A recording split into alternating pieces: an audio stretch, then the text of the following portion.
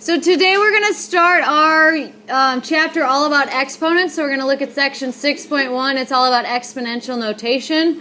Tomorrow we're going to do 6.2, next day 6.3, and then we're going to slow it down and review and do the STAR test. So schedule's up on the board. We don't need to talk about who's done the STAR test and who hasn't. That is our schedule for the week. All right, so first we got to get through this lesson. Today you will definitely need a calculator, so if you don't have a calculator, go get one. Today's all about exponents, so we're going to practice a lot of stuff you already know about exponents, and then we're going to look at some stuff that you might exponents in a way that you might not thought of them before. So the notes start out by saying, how can you show 4 to the third power? This is a lot like what we just finished doing in the warm-up. So 4 to the third power means 4 times 4 times 4, which is 64. A lot of students, and I saw a few of you doing this in the warm-up, you will either just multiply 4 times 3 and say 12, or sometimes you'll do 4 times 4, and then for some reason you add the next 4. I don't know why students do that. There's no addition going on. You're not just multiplying this number by this number. If I wanted you to do that, I would just write the 3 normal size. Okay, so this is 4 3 times. 4 times 4 times 4, which would give us 64.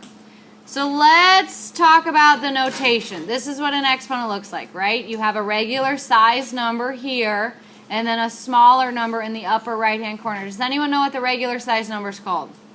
It starts with a B, that's why I used a B here.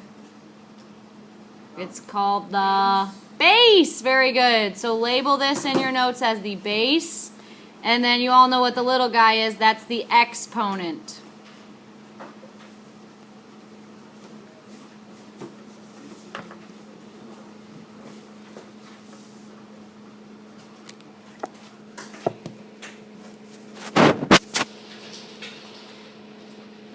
So the base is the number that's repeating.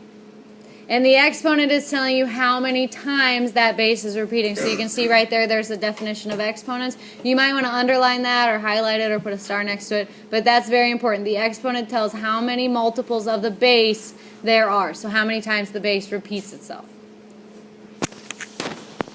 Here's our first example. So the first thing we're going to look at as far as exponents is how it affects the order of operations. So if you have this problem and I tell you to use the order of operations, you'll have to deal with some exponents.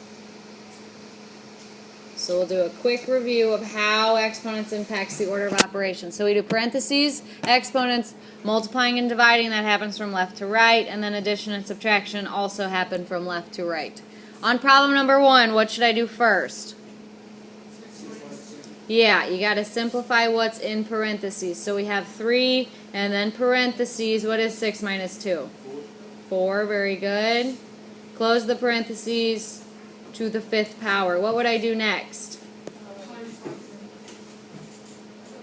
Do what? Yeah, you have to do exponents next. So I need to do 4 to the 5th power. Now there's a few different ways you can do this on the calculator. You can do 4 times 4 times 4 times 4 and count up until you have 5 4s. I would not recommend doing it like that. I would recommend you find this button.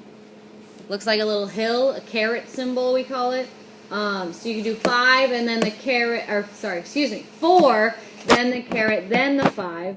Some of you won't have that button, but you'll have something that's like a Y with an X to it, or maybe an X with a Y to it.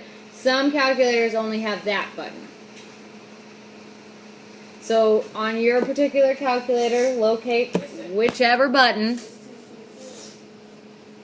and you should come up with, yes, 1024, 1024.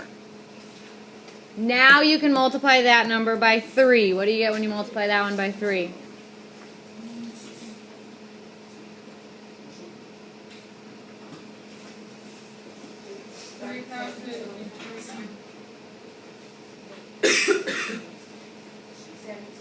Seven two, yeah. All right, double check that you are able to do this. If you, for some reason, didn't get up and get a calculator when I said get a calculator because you thought you would just, like, coast by, you would have to, by hand, 4 times 4, that's 16, times another 4, times another 4, times another 4, off to the side on your paper. Okay? Or use the technology. It's 2017. Get off your butt. Get a calculator. Okay? Yep. Yes, this final step was multiplication. All right, so again, if you didn't take it seriously earlier and you'd like a calculator, go get one. Any other questions on number 1? All right, here's number 2.